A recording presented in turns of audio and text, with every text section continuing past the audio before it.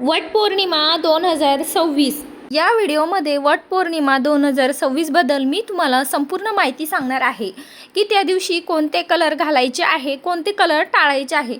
कारण हा सण आपण बायकांच्या सौभाग्याशी जोडलेला असतो, म्हणून या सणाबद्दल आपण अजिबात चुका करू नये. श्री स्वामी समर्थ. जय जय श्री स्वामी समर्थ. नमस्कार माझ्या प्रिय भक्त आणि भक्तांनो.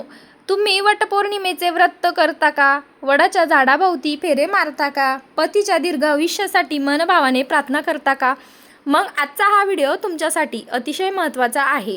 कारण आज मी तुम्हाला अशी माहिती सांगणार आहे जी प्रत्येक सुहासिन महिलाला माहिती असणं आवश्यक आहे. वटपौर्णिमेच्या दिवशी कोणत्या रंगाची साडी नेसावी, कोणता रंग तुमच्या सौभाग्यामध्ये वाढ करू शकतो, कोणत्या रंगाची साडी चुकूनही नेसू नये, कोणत्या रंगाच्या बांगड्या शुभ मानल्या जातात, वडाची पूजा कोणत्या शुभ मुहूर्तावर करावी. आज वटपौर्णिमेच्या दिवशी अशा कोणत्या गोष्टी आहेत ज्या केल्याने अखंड सौभाग्याचं सुख, समृद्धी आणि पतीच्या आयुष्यात प्रगती येते. ही संपूर्ण माहिती आजच्या या व्हिडिओमध्ये मी तुम्हाला सांगणार आहे. त्यामुळे व्हिडिओ शेवटपर्यंत नक्की बघा, कारण शेवटी मी तुम्हाला एक अतिशय महत्त्वाची गोष्ट सांगणार आहे जी अनेक महिलांना माहीत नसते. आणि जर तुम्ही आमच्या चॅनलवर नवीन असाल तर चॅनलला सबस्क्राईब करून बेल आयकॉन दाबायला विसरू नका. चला तर मग सुरुवात करूया.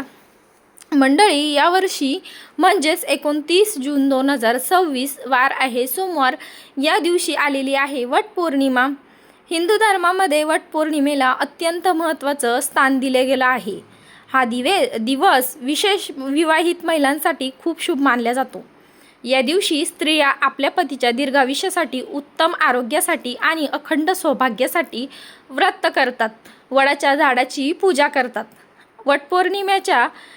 वटपौर्णिमेच्या मागे सावित्री आणि सत्यवान यांची अतिशय प्रेरणादायी कथा आहे.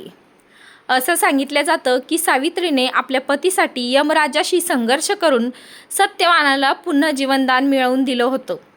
तिच्याच पतिव्रतेच्या समर्थामुळेच आजही वटसावित्री व्रत केलं जातं.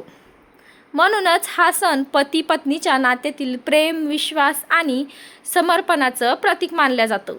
अनेक महिला या दिवशी निर्जल उपवास करतात, तर काही महिला फळाहार करून व्रत पाळतात. सकाळी स्नान करून नवीन वस्त्र परिधान केले जातात, संपूर्ण शृंगार केला जातो आणि नंतर वडाच्या झाडाजवळ जाऊन पूजा केली जाते. वडाच्या झाडाला दोरे गुंडळून फेरे मारले जातात, कारण वटवृक्ष दीर्घायुष्याचं प्रतीक मानलं जातं. जसं वडाचं झाड अनेक वर्ष तग धरून उभं राहतं, तसंच आपल्या पतीचं आयुष्यही दीर्घ आणि निरोगी असावं अशी प्रार्थना केली जाते.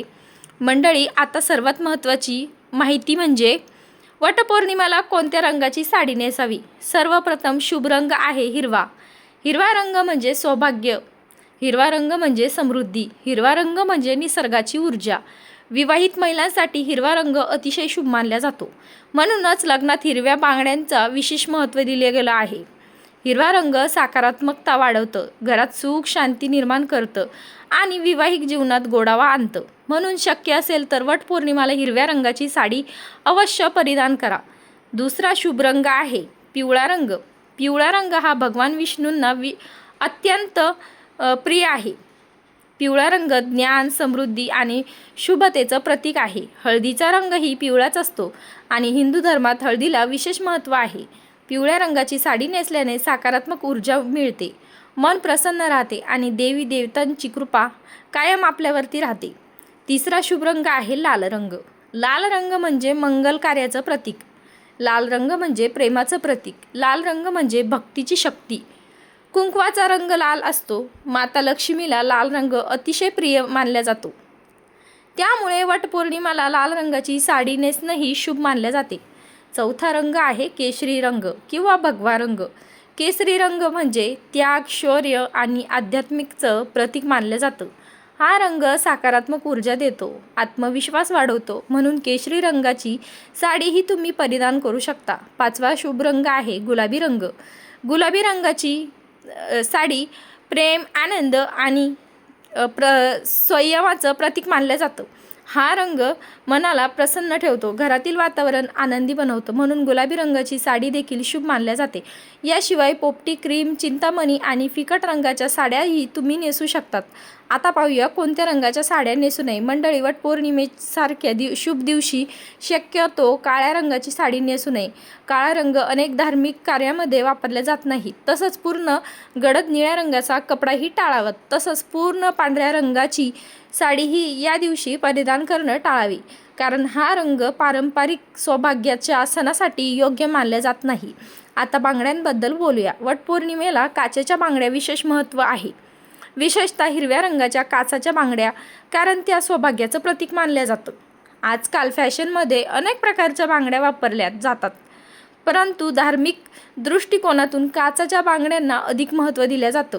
हातात हिरव्या बांगड्या, कपाळावर कुंकू, नाकात नथ, केसात गजरा आणि सुंदर साडी असं पारंपरिक शृंगार केल्यानं वटपौर्णिमेच्या दिवशी सौंदर्य आणखी खुलून दिसतं. मंडळी, लक्षात ठेवा, वटपौर्णिमेचा खरा अर्थ फक्त साडी, दागिने किंवा शृंगार नाही, तर पती-पत्नीमधील प्रेम, विश्वास, आदर आणि एकमेकांप्रती असलेली निष्ठा आहे. म्हणून या दिवशी मनापासून पूजा करा. आई सावित्रीचा आदर्श डोळ्यासमोर ठेवा आणि आपल्या संसारासाठी प्रार्थना करा. भगवान विष्णू, माता लक्ष्मी आणि वटवृक्षाची कृपा तुमच्या परिवारावरती सदैव राहील. तुमच्या पतीला उत्तम आरोग्य लाभेल. तुमच्या संसारात सुख, शांती आणि समृद्धी नांदेल, हीच मनपूर्वक प्रार्थना.